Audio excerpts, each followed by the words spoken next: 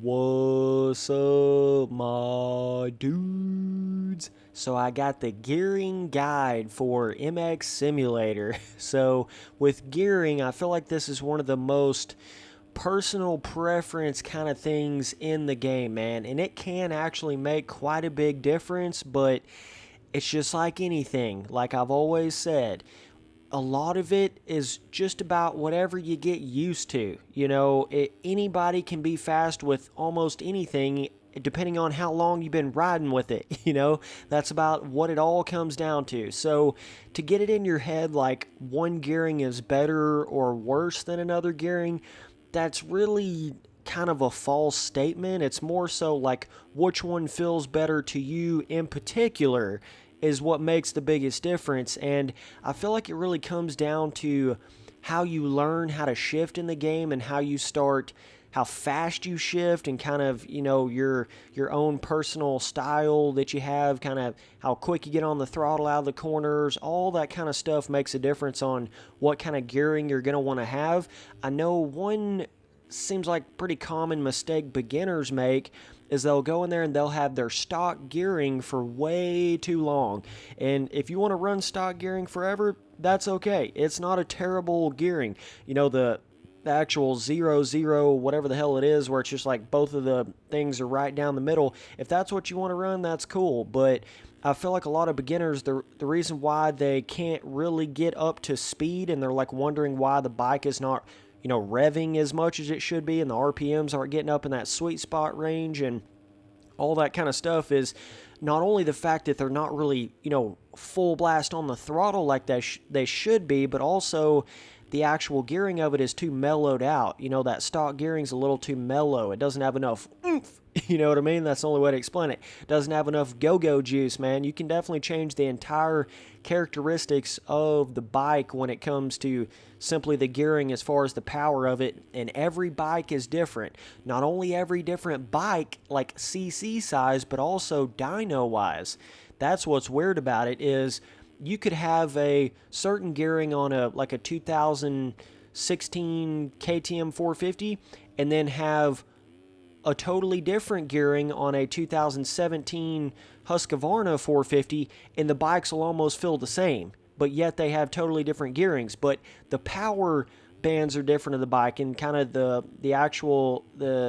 power, all of the real life dyno stuff that each one of the dynos in the games have. Some of them are more linear, some of them are more hardcore punchy in the face, like you hit a damn NOS button. They're all so different, so your gearing will affect that. So you got to kind of know the bike you're on. But for me personally, what it comes down to is there was just kind of a gearing I started using whenever I first got into really riding on the game hardcore. And that's kind of how I learned to shift in the game. So I've got this almost like super pre-memorized way of shifting, and the fact that I don't listen to the in-game audio at all while I'm playing the game. Yes, I know that's insanity to most of you guys, but a lot of things I do in this game, ain't no other dude out there does it. So, there's a lot of stuff I do like that with my setup and different stuff that I do, and that's what makes my style look so different. But that is basically what has gotten me so good at shifting, is because I don't rely on the sound of it. It's totally mind muscle memory. I feel the power, baby. You know what I'm saying? I feel the bike. I feel how much it's pulling. And after years and years and years of playing this game, damn near every day, you just learn it, dude. Like, you just learn right where you need to be shifting those gears. So that's why if you go see me hop on like a 350 or something, just about any other bike, I might be a little off on my shifting when I first get into it because I'm not even hearing it at all. I usually just listen to music while I'm playing MXM. But for a lot of my 125 wide open videos, I'll go on there and I'll actually listen to the 125 to make sure I actually have it wide open, because sometimes you can think you're wide open and you're not really wide open. So yeah, I do listen to it on my wide open videos, but not just like pro racing or trying to go fast and qualify or anything like that. I don't listen to the in-game audio at all. So yeah, it's one of those things. I've just kind of found one gearing that I like, and that's what I've basically ran forever. Now, the little weird sort of slump vibe I've had going on this past couple years, kind of not been going quite as consistent, quite as, I mean, I've had some good races, damn near had my best finish ever this year in Supercross, but the E-Road was on there and everything, so it kind of jacked it up. But one thing that I've been getting some really weird bad finishes is I went to a different gearing, like over the past 2 years. If you guys don't know, I was kind of going on a steady upward slope, doing really, really good, and then got to where I got like a 4th or a 5th place. I think that was in like maybe 2016 or something like that. Could have been in 15. No, I think it was 16. But either way, kind of been, that's about the best I've done, right? And it's been 2 more years. So, and the reason for that is I strayed away from my original gearing. And this is one thing about it that you got to understand. There's certain gearings that can feel more tractable in the corner, like you got more traction, and it can almost feel more comfortable, but you're losing, you don't realize how much actual momentum, speed, like free base wheel spin rolling into the corner, because the gearing like almost creates this engine braking effect to it. You can get your gearing where it's almost too linear and then it doesn't feel good, right? So that's one thing I've had to learn. Like this certain gearing that I used back in the day, like 2016, and from when I really first started learning the game, that's what I'm back to now. And it allows me to do that really cool Supercross spin in the corner, get it totally irked around perfectly in the corners, like, Ricky Carmichael style, wide open, just hit the gas and steer the back wheel with the throttle. You can do that with certain gearings, but other gearings you'll like kind of just really dig into the ground like you're in a rut or something like that, which is cool too, but it's just all kind of, I'm more of a hit that gas wide open and steer with the throttle kind of guy, so this gearing fits me better. You see what I'm saying? But it may not fit everybody that good. But a lot of it's just what I started with and what I've gotten used to over a long period of time there. So that's basically how that happened. But either way, at the end of the day, you just about have to find your own way. And that's really what it comes down to. I've seen a plethora of different types of combinations with gearing that people have used.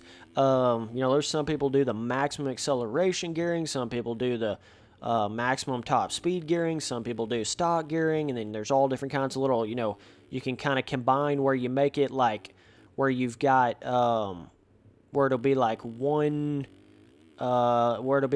more towards acceleration, but then you take it one back the other way on top speed, so then it's like acceleration but tractable, a little more traction with it, so like traction power to the ground. So it's just all kind of I don't know, man, but I will say this. Gearing will play tricks on you just about more than anything in this game. If anything can play tricks on you, gearing can. So, what I'm saying is like, you can get on there and get so much in your head thinking one gearing is better than the other, but it's really not in reality. Like you might be thinking it is just because you're so used to another gearing or something like that, but it's just not always like that, right? And that's just what it comes down to, man. You gotta be smart about it. You gotta not just go in there and run like one lap with both of them and see what faster lap you get and then just choose that one forever. It's, you got to do a lot of testing, man. But that's one thing about it. Some gearings can feel like it makes the power more usable, more comfortable, but it's not necessarily faster. And one thing you'll notice is if you have like an older controller that you've been using that's kind of on that almost worn out side, it'll change the way you're turning in the corner when your throttle gets on hot, so then it starts making you think you need more of a traction type of gearing, but you got to realize sometimes it's just your controller doing that because your controller's looser. So it's so crazy that I'm saying that, but you got to understand, everything affects everything, so it's like you got to realize if your controller's not on the new side, it can make a somewhat tractionable gearing feel super loose just because of, your turning's really loose because your controller's loose. Then it makes you go like way too far to the tractionable side. So when you get a new controller, it's like way too much traction. Then you're losing it because you got too much friction because you're not like got that free wide open RPM. You might be shifting a little too quick. That kind of thing happens. But to beginners, you're just going to have to about learn how to get on that throttle wide open out of the corner. If you can't do that, it's going to be a rough ride for you, man, especially on a supercross track. It's really what I'm talking about is a supercross track, but it gets to the point in the game where you realize, like, sort of the distance from most corners to most jumps and how wide open you have to be for most jumps. Like, believe it or not, you see this gameplay right here on this track. This is my first lap ever on this track. Never seen this track in my life. And I just about hit every single jump on it. And it gets that way with supercross tracks too. Like, if you'll go in there your first time qualifying on a whatever kind of new AMA supercross track that comes out, a lot of times I can hit just about every huge line the very first lap on it, because it's that memory, it's that catalog of jumps in your mind, and that memory of how you shift the bike and all that stuff. And it's this bizarre, like, I don't even know how to explain it. It's just that essence of you've got it mastered kind of thing, and that's the only way to explain it. And if you're really good at anything, you'll know exactly what I'm talking about. And if you're not good at MX Simulator, you're not going to understand what I'm talking about. So it's kind of like that. But just saying, everything gets easier the more you play it, period. Everything about it, gearing and figuring out what works better for you or not better for you, that's going to get better, and you're going to get better at testing that the more you play the game. You know, some gearings may feel better the slower you are, but not the faster you are. So the faster you get, that same old gearing may not feel the same. But for me personally, it's always been 100% based around how much I naturally shift, which is based around what I've gotten used to from the beginning. So I hardly ever stray away from that gearing that I really learned the game with and I really learned how to shift with. I hardly ever stray away from that now, because it's to the point where I feel like I can just about get as fast of a lap time as anybody with that specific gearing. It may not be as good in other areas, you know, like certain traction spots. It may not be quite as good as just being able to hold it wide open and huck a section, but what I would have to do is, like, not be 100% throttle with a certain gearing, and, you know, then you got to change your technique a little bit if that's the case, because they all have their negative and positives with not only gearing, but everything in the game has that.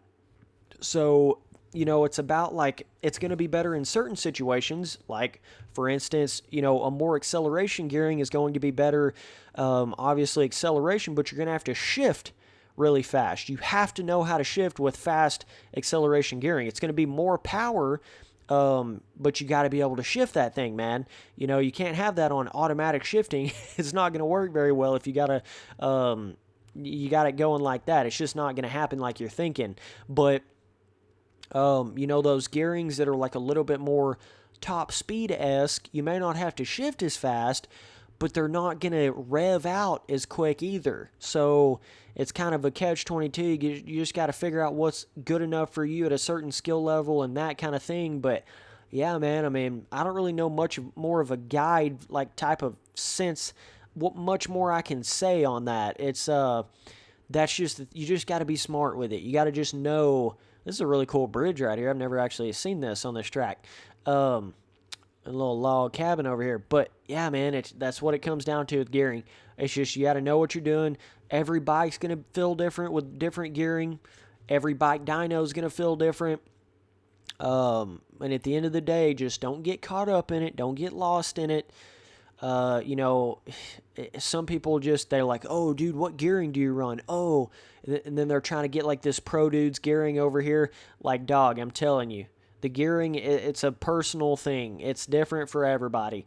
I probably run a gearing that I doubt like 10% of the entire motocross gaming community runs in MX Simulator. Like, it's bizarre. It's definitely a bizarre gearing that I ran, and I've kind of been on 2 or 3 different types of gearing that I've ran here and there. But what I've come to know, okay, after pro racing for 3 years, or how many years it's been, 3.5 years or whatever, 2.5 years, I don't even know now.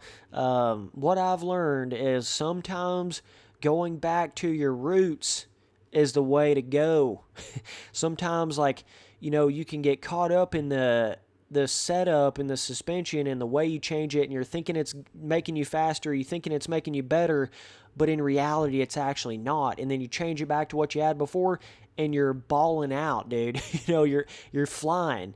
And it's crazy how it will do that, but comfortability just about overrides anything, because if you're not comfortable on it, you're not going to be able to go very fast.